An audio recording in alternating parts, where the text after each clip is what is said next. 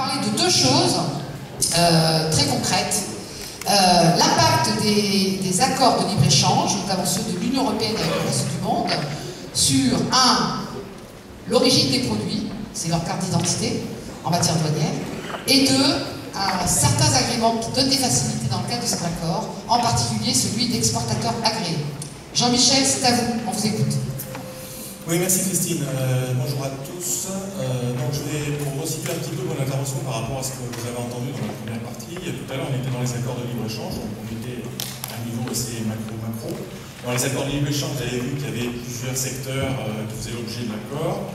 Moi, je vais descendre dans un secteur et dans un sous-produit du secteur qui est ce qu'on appelle les protocoles origines, c'est-à-dire la façon dans les accords, dans ces accords de libre-échange, dont on règle la question de quelle est l'origine douanière, j'entends bien douanière, d'un produit. Donc on est descendu quand même de 2 crans par rapport à ce que vous avez entendu tout à l'heure. Alors, quelques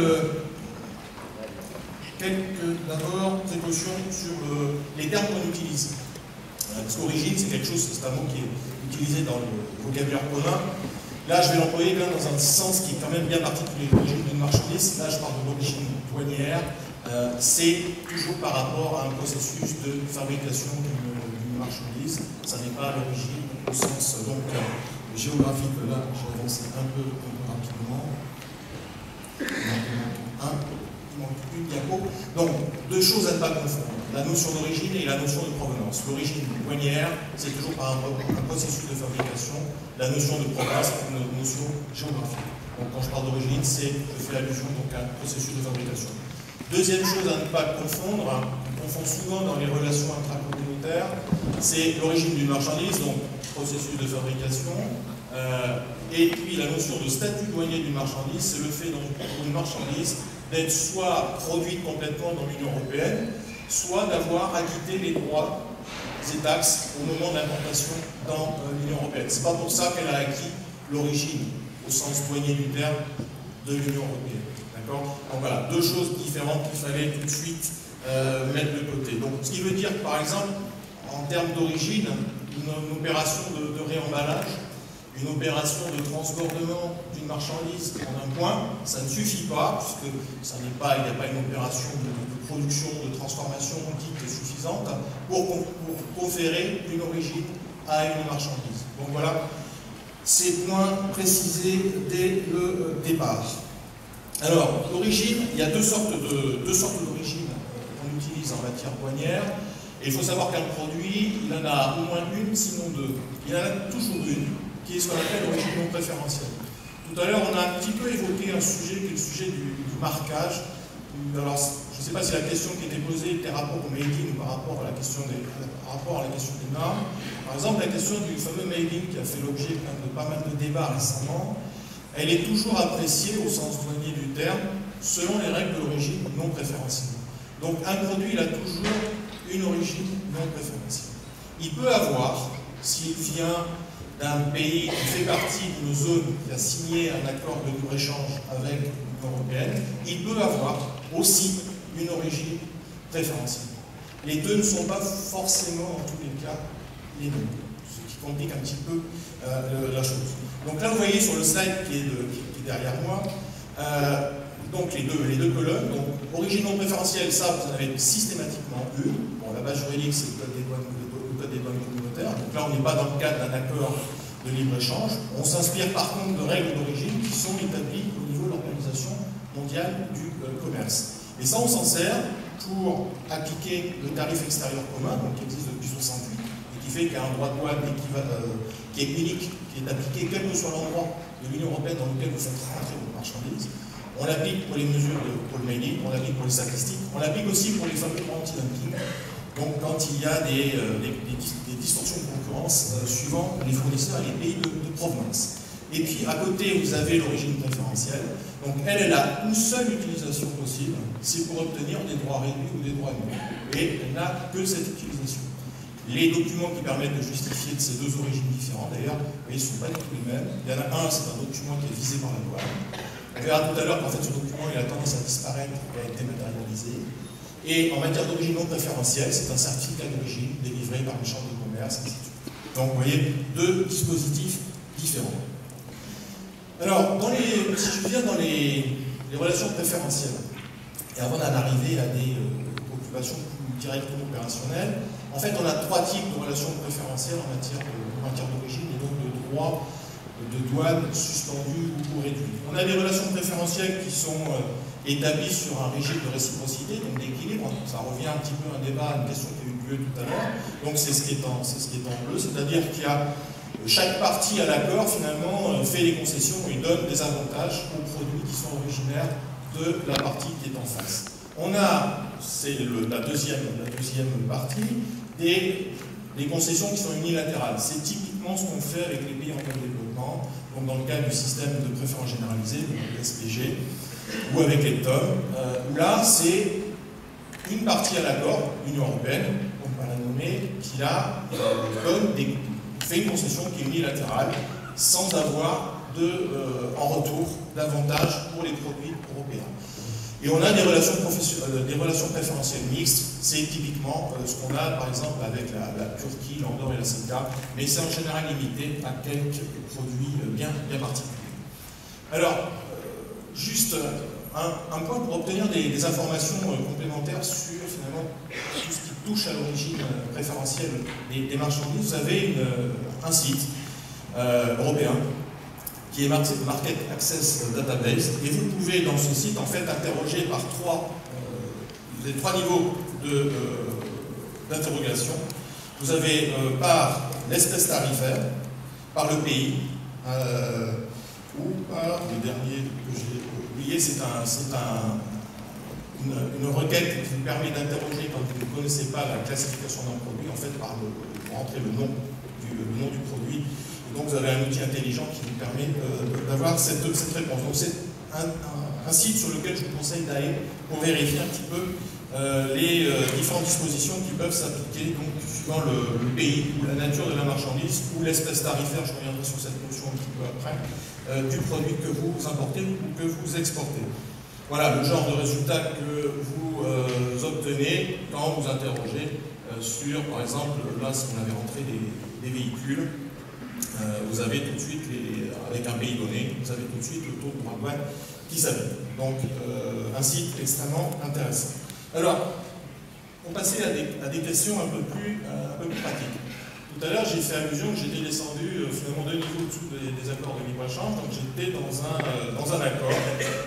Donc là, vous en avez j'ai pris un qui semblable un petit peu aux autres points de structure, qui est l'accord avec la Corée du Sud, dont on a parlé largement. Donc 15 chapitres, 3 protocoles, sont tous plus ou moins construits suivant la même structure. Bon, moi je ne vais pas m'intéresser finalement aux exemples, j'ai mis des exemples de chapitres sur la partie gauche de l'écran. Je vais m'intéresser en fait à une seule chose, c'est le protocole d'origine.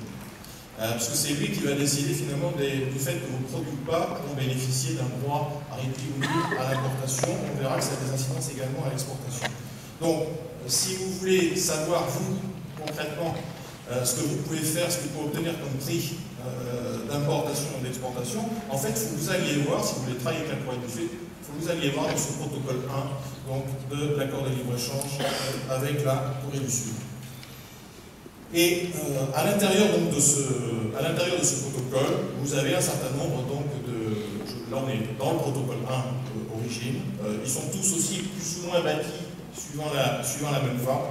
Vous avez tout un tas de choses qui sont intéressantes, il y a des définitions dans lesquelles il va falloir parler.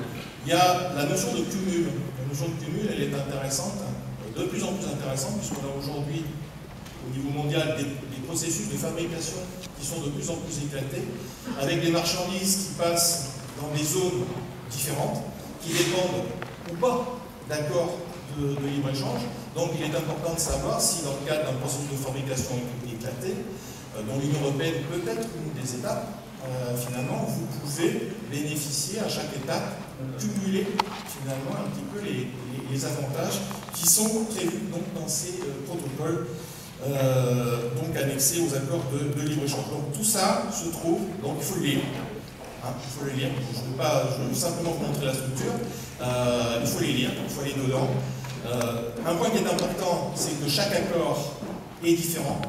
Donc, la structure est la même, mais après, les règles de chaque accord, les modalités de cumul, finalement la portée de chacun de ces accords sous l'angle d'origine va être différente. Donc, la Corée du Sud, c'est un cas. L'accord qu'on est en train de négocier avec Singapour, c'en est un autre. Le SPG, c'en est un autre, ainsi de suite. Donc, il faut aller dans chaque accord en fonction des lieux sur lesquels vous travaillez. Un point qui est important, et je l'ai signalé tout à l'heure, c'est que quand vous voulez regarder finalement quel est le droit que vous allez payer ou pas, le droit réduit, le droit nul que vous allez payer, vous allez devoir en fait faire deux gymnastiques en même temps. Une gymnastique par rapport à l'origine en tant que tel du produit, donc finalement où se fabrique-t-il, avec quelles étapes, qui intervient, avec quelle plus-value, et une deuxième gymnastique qui est une gymnastique de classification tarifaire. Et donc c'est une approche qui est pays et produit. Classification tarifaire, c'est une classification qui est internationale au niveau de l'Organisation mondiale des douanes, qui est un sous-produit de l'Organisation mondiale du commerce. Et donc, c'est la classification donc à 4 chiffres. Donc, tout à l'heure, c'était les véhicules. Vous avez les véhicules, c'est 8703 par exemple, donc pour désigner des véhicules. Donc, il faut à la fois travailler sur cette classification et sur le produit. Et une fois que vous avez fait ce travail, en fait, vous allez pouvoir pas dans tous les cas, mais en tout cas mettre en évidence des leviers. Donc des leviers avec des règles, en mettant en œuvre des règles de cumul de l'origine. En regardant dans quel pays finalement il est intéressant de localiser telle étape de votre fabrication. Et regardez aussi pour le flux à l'exportation, finalement, vers quel pays il est intéressant d'exporter sous l'angle douanier, évidemment. Il y a d'autres critères évidemment qui vont intervenir dans le choix de votre pays d'exportation. Alors, la fameuse règle du cumul, elle est de plus en plus, je dirais, importante, puisque les processus de fabrication sont de plus en plus finalement scindés en plusieurs morceaux. Et donc ça, vous allez systématiquement voir dans le protocole que je vous ai indiqué. Donc, chaque accord précise quelles sont les règles de cumul qui sont applicables. Donc le plus simple après, c'est, on va passer juste après ce slide à un exemple. Les questions finalement qu'il faut vous poser pour avoir finalement le meilleur traitement de vos marchandises. C'est le processus de production. Est-ce que mon produit est entièrement obtenu à un endroit ou pas? Est-ce que les transformations que je fais subir à différents stades de cette fabrication, est-ce qu'elles sont considérées comme suffisantes ou pas au sens de l'accord qui lie votre lieu de fabrication, le pays de votre lieu de fabrication avec l'Union européenne? Donc, est-ce que les produits sont suffisamment transformés et donc acquièrent l'origine préférentielle, mettons Corée du Sud, ou est-ce qu'ils ne sont pas considérés comme suffisamment transformés, auquel cas vous êtes dans une origine non préférentielle, une origine classique, Corée du Sud, mais qui ne vous donnera aucun finalement réduction de droit ou voire annulation de droit. Deuxième questionnement, le lieu de fabrication. Donc là, il y a un principe de territorialité, c'est dans les définitions qui sont présentes dans le protocole, il y a des règles de territorialité qui sont bien précises. Les exceptions à ces règles de territorialité sont limitativement énumérées. Donc vous ne pouvez pas vous amuser à changer le lieu de votre production, sinon vous perdez le bénéfice finalement des règles de l'accord. Il y a certaines souplesses qui sont introduites dans chacun des accords, qui sont différentes d'un accord à l'autre. Vous pouvez introduire des produits qui ne sont pas originaires de votre zone. Et ça, c'est pareil, c'est au cas par cas qu'il faut regarder ce à quoi on vous autorise. Pour ne pas perdre, le but étant qu'à la fin, vous ne perdez pas l'origine préférentielle. Et dernier point, c'est la logistique.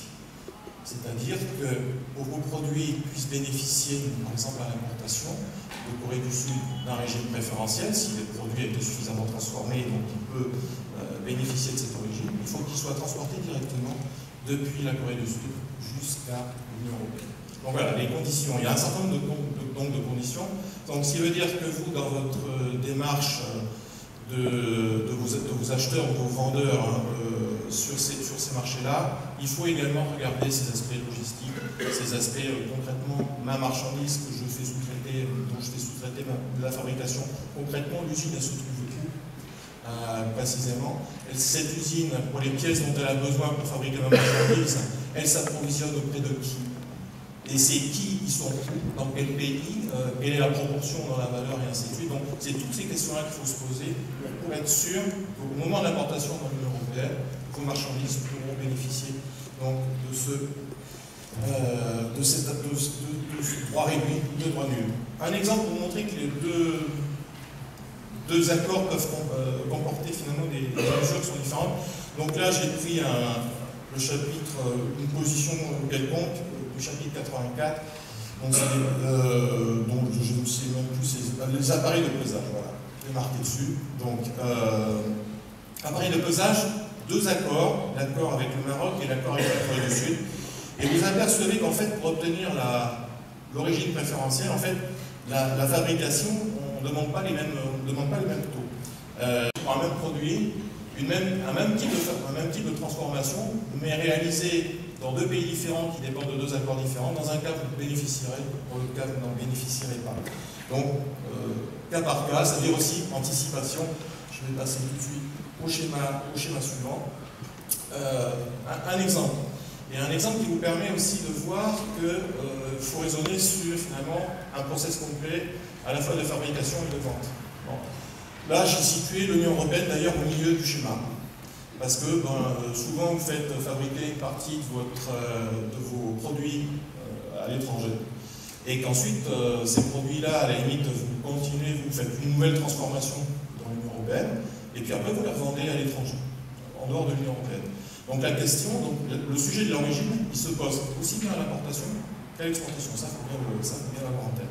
Donc là, si je prends le cas d'un industriel, d'un négociant européen, qui a trois marchés potentiels en vue, donc le Mexique, la Corée du Sud et puis l'Inde, et qui a à la limite deux pays fournisseurs possibles, qui sont l'Afrique du Sud et puis les États-Unis. Bon, ce qu'il faut savoir, c'est que si je souhaite exporter sur le Mexique, dans l'accord avec le Mexique, il y a une clause, ce qu'on appelle de non-retourne, la clause de non-drawback. Bon, cette clause, en fait, elle oblige, si vous exportez sur le Mexique, à ce que vous ayez payé au moment de l'importation dans l'Union européenne, donc sur vos intrants, donc que vous ayez payé les droits de douane. Donc ça fait partie, si vous voulez bénéficier de droits réduits ou nuls à l'entrée au Mexique, si vous n'avez pas payé les droits à l'entrée dans l'Union européenne, vous ne pourrez pas bénéficier de cette clause. Bon. Donc ça a inévitablement, évidemment, des incidences sur, finalement, quel est mon choix, si j'ai envie d'exporter sur le Mexique, quel choix je dois faire en termes de pays d'approvisionnement initial. Donc là, dans ce cas-là, j'aurais plutôt tendance à aller vers l'Afrique du Sud, parce que l'Afrique du Sud a un accord de libre-échange avec l'Union européenne, donc il n'y a pas de droit. Ce qui veut dire que je n'ai pas de droit à payer à l'entrée de l'Union européenne. Si je prends les États-Unis, ça m'oblige à faire une autre gymnastique. Là, il y a des droits, puisqu'il n'y a pas d'accord en tant que tel. J'importe, si normalement j'importe dans l'Union européenne, j'ai des droits à payer. Donc, ok. Pour les faire tomber, ces droits, je suis obligé de recourir finalement à un autre régime douanier qui n'est pas sur l'importation, mais qui est celui, par exemple, le perfectionnement actif, qui permet de suspendre les droits. Donc, c'est une autre technique, ça veut dire derrière une autre organisation. Le perfectionnement actif, c'est un régime douanier qui est plus compliqué à utiliser que de l'importation directe suivie d'une exportation directe. Donc derrière c'est une expertise et une organisation qui est complètement différente. Tout ça, ça doit être pensé en tout cas avant. Je crois qu'il y a un des maîtres mots de toute façon à retenir mon exposé, c'est l'anticipation. Rien, vous ne devez pas improviser au moment où les marchandises arrivent à l'importation en Europe ou arrivent chez votre client au Mexique. Corée du Sud, si vous voulez exporter sur la Corée du Sud, c'est un accord qui est un petit peu différent, il n'y a pas de clause de non-retour des droits. Donc là, à la limite, le fait de me fournir initialement chez les Américains ou chez les Sud-Africains a moins d'importance. Par contre, comme il n'y a pas d'accord avec les Américains, ça veut dire qu'il va falloir, si je ne veux pas payer les droits, il va falloir que je mette en place ce fameux perfectionnement actif dont je parlais. Bon, en tout cas, là, il y a un choix qui est un peu plus large. Bon, avec l'Inde, là, l'accord n'est pas encore signé. Là, pas de sujet, pas de différence entre les deux. Que ce soit Afrique du Sud ou USA, la cause est strictement la même. Je progresse donc sur la deuxième partie de mon exposé qui sera plus rapide.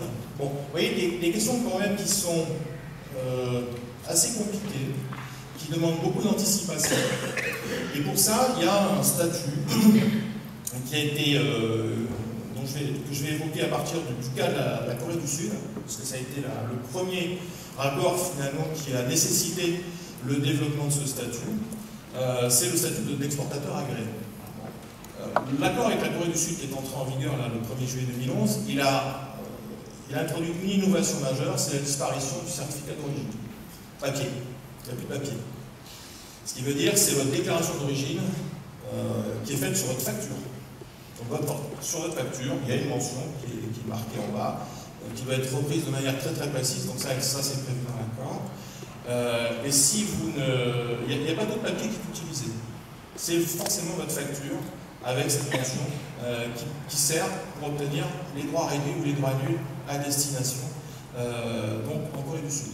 Pour que vous ayez le droit en fait de faire cette déclaration d'origine sur facture, il faut préalablement que vous ayez obtenu ce fameux statut d'exportateur agréé. Ce statut d'exportateur agréé, donc, il est délivré par la douane. La douane française, la douane allemande, la douane coréenne aussi à l'autre bout. Et en fait, il sanctionne, entre guillemets, une bonne connaissance des règles d'origine au sein de votre entreprise. C'est-à-dire que vous êtes capable de faire toute la gymnastique que j'ai faite très très rapidement, très sommairement tout à l'heure.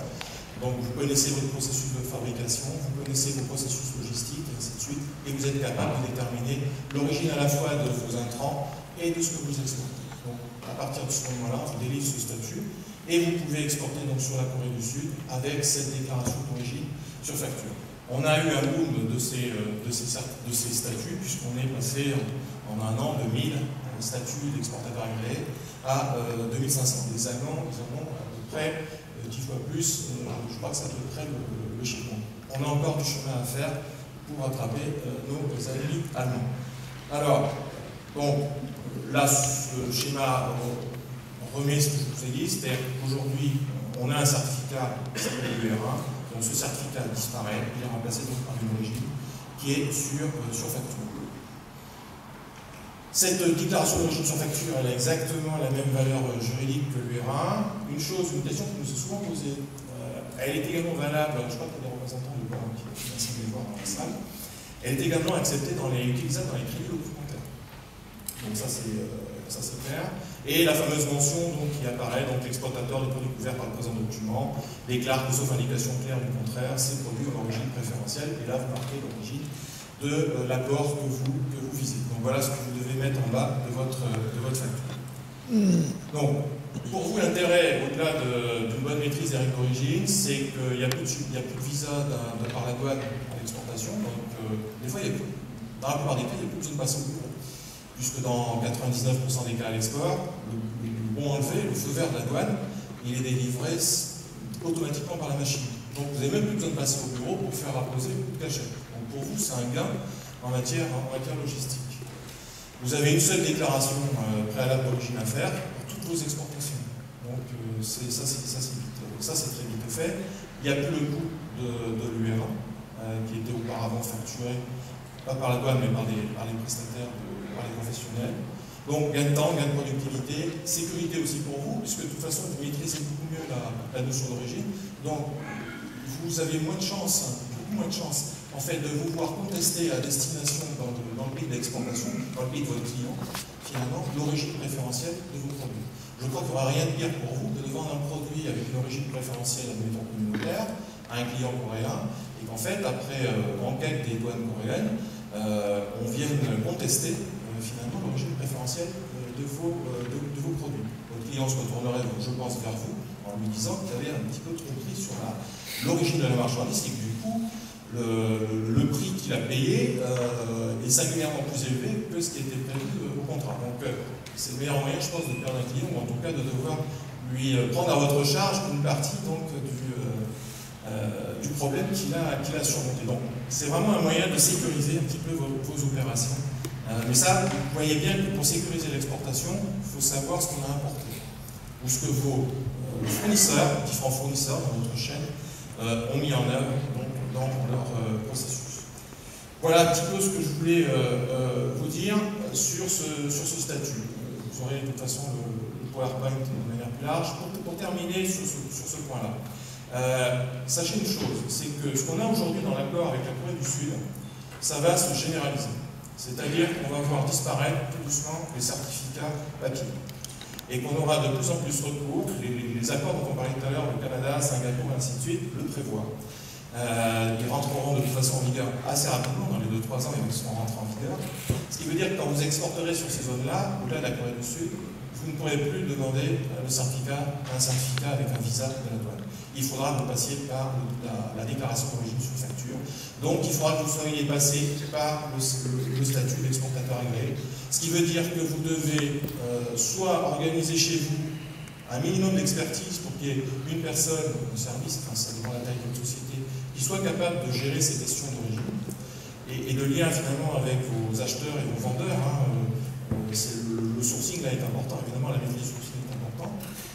Donc ça, c'est soit vous l'organisez chez vous, soit vous recourez évidemment à une prestation externe. En tout cas, il va falloir qu'il y ait de l'expertise pour accompagner en fait cette évolution qui est inéluctable des accords de libre-échange que l'on voit. On aura de plus en plus en fait ce qu'on appelle là, le dernier point, l'autocertification en fait des opérateurs chez nous. Dans l'Union douanière, c'est le statut d'exportateur agréé qui en est la symbolisation. Voilà ce que je voulais vous dire donc, sur 2 pans qui ont bien commun à l'origine. Donc les règles d'origine, faites bien attention, il n'y a pas un accord qui ressemble à un autre, c'est du cas par cas, ça s'anticipe. Et puis, autre cas d'anticipation et de sécurisation de vos opérations, le statut d'exportateur agréé dans ce contexte en fait de dématérialisation complète des certificats d'origine. Voilà, merci. Merci Jean-Michel.